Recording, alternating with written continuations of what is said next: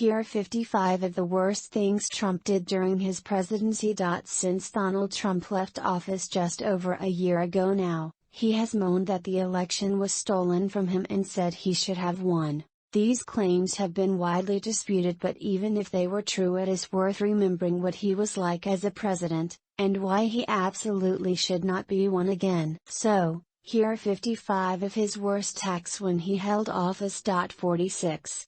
Tried to take credit for the COVID vaccine. Just days after he lost the election, news of a successful coronavirus vaccine was announced. The Trump administration was quick to claim a victory over the pandemic and falsely attributed Operation Warp Speed with being instrumental with the vaccination. In a similar move, on 11 November, Trump did a tone-deaf tweet about how well the stock market was doing and that the vaccine coming soon. In comparison to the more reserved statement from the incoming Biden administration, Trump's tweet looked insincere at best. 47. Tried to launch a voter fraud hotline that was flooded by prank calls. After he lost the election to Joe Biden, Trump did everything in his power to try and overturn the results. One of his efforts included launching a voter fraud hotline where Trump supporters could call in and report anything suspicious they had seen at polling stations. This didn't result in any substantial evidence being brought forward, but did see it inundated with some very funny prank calls. 48. Gave his most important speech ever that was just full of lies. A month after the election, Trump shared a 46-minute video on Facebook which he called the most important speech I've ever made. What followed was nothing but baseless claims about the results of the vote, vague claims and evidence of voter fraud, and calls for judges to help him win. 49. Walked out of a medal ceremony in the Oval Office. On 7 December, Trump hosted a special ceremony for Dan Gable, a wrestler who was being awarded the Presidential Medal of Freedom. Nothing wrong there.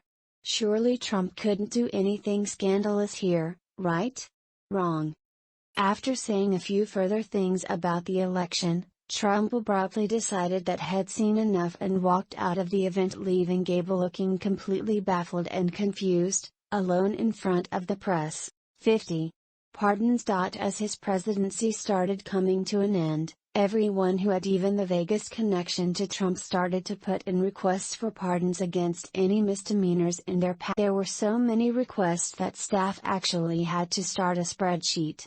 Eventually, Trump did manage to pardon a few individuals, including George Papadopoulos, lied to the FBI, Republican Duncan Hunter, violated campaign finance laws, and Republican Chris Collins, also. 51.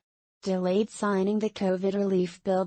Towards the end of December, Trump-related signed a $900 million COVID relief bill into law, after millions of Americans had already lost their unemployment benefits. Although the bill had been delayed for months thanks to disagreements between Democrats and Republicans, Trump had initially refused to sign the bill, calling it wasteful spending, and actually wanted the stimulus checks to be increased from $600 to $2,000, which we can probably all agree. However, the delay put many unemployed Americans in desperate situations, as was exemplified by the replies to this tweet by journalist Dan. 52.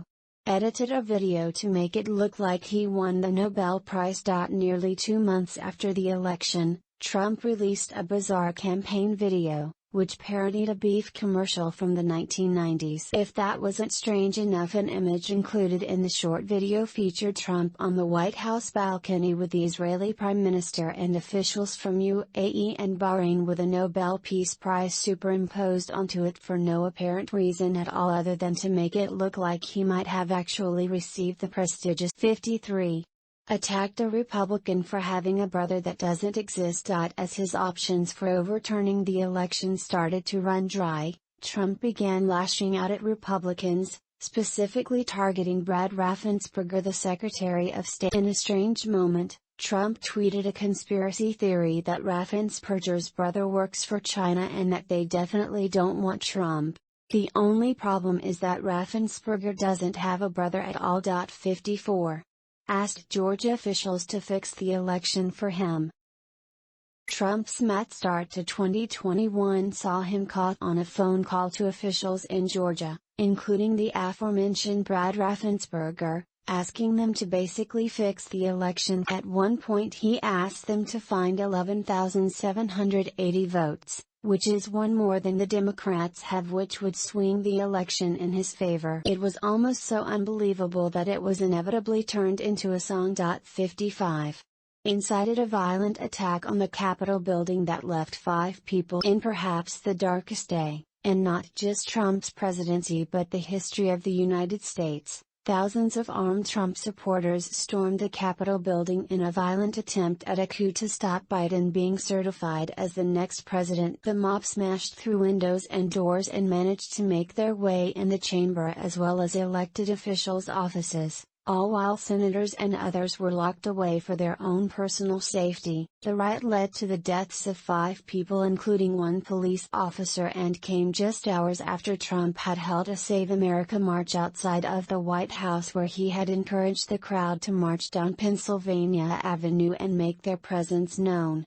Trump failed to immediately act to stop the riot and eventually tried to distance himself from any blame. The aftermath saw members of Congress call for Trump to be immediately impeached, whereas on social media, Trump's Twitter account was permanently suspended and he was locked out of many other platforms to prevent any further incitements of violence. For all of the scandals that has dogged Trump's presidency, the image of his rabid supporters draping Trump flags over the steps of the Capitol, intimidating the press and overall posing a threat to democracy will be the enduring legacy of his president. Well, that was exhausting.